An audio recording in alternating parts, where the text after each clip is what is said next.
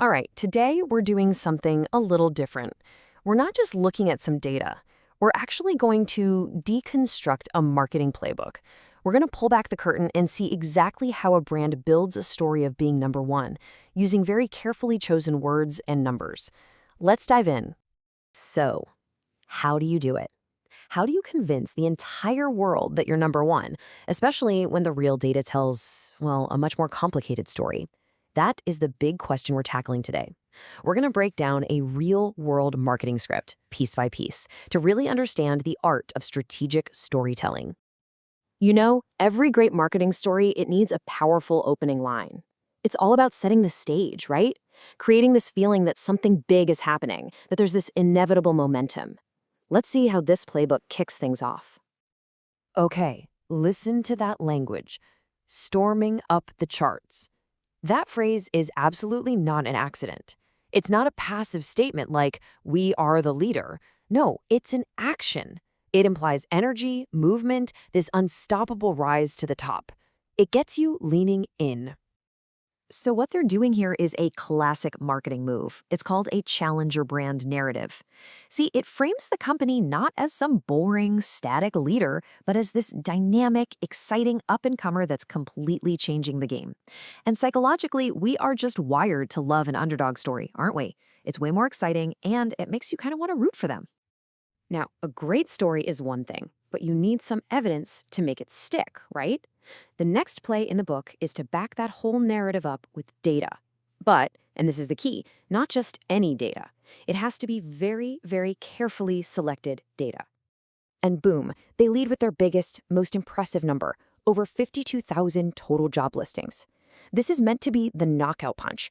It's designed to give you this immediate impression of just massive scale. It's a number that's really hard to argue with, and it immediately frames them as a leader. But here is where the strategy gets really clever.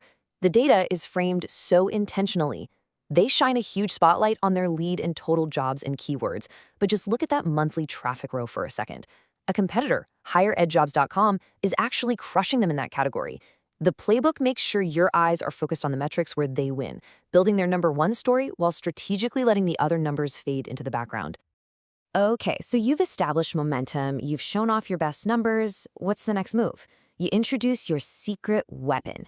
This is the one unique thing that makes you not just bigger, but smarter than everybody else. And for this brand, it's all about their AI candidate finder. Did you catch the wording? The only AI recruitment tool in higher education. That one word only positions them as the innovators, the tech-forward platform in what people might see as a pretty traditional industry. It's their killer feature.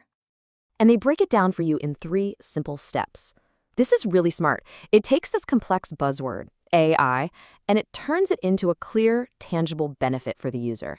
It basically says, this thing saves you time and finds you the best people, and you don't even have to work hard to do it. All right, the next part of this playbook is all about controlling the conversation around your rivals. A strong brand story doesn't just talk about itself. It actually defines its relationship to everyone else out there. This side-by-side is a perfect example. Academicjobs.com frames itself as the clear value leader. Hey, we've got way more jobs and we cost less. Simple. The competitor, higheredjobs.com, gets positioned as high traffic but more expensive.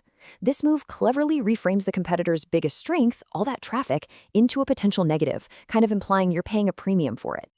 And this chart just drives the point home visually. I mean, look at it. They pit their giant mountain of jobs against a competitor's tiny little hill. Well, that competitor's high traffic number?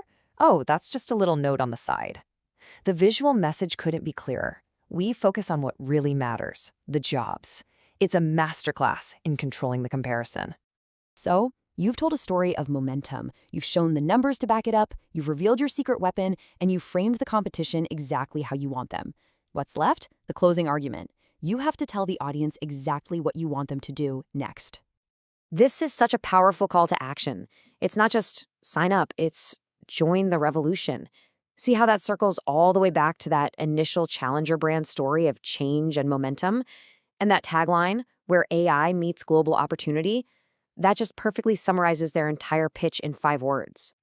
So let's recap the playbook we just uncovered. It's actually pretty simple, but it is incredibly effective. You start with an exciting story, you back it up with your best possible data, you show off what makes you unique, you control how you're compared to others, and then you finish with a call to action that feels less like a command and more like an invitation to be part of something bigger. And that kind of brings us to our final thought. Now that you've seen the architecture, the blueprint behind this one brand story, I guarantee you'll start seeing these same plays everywhere, in ads, on websites, and product launches.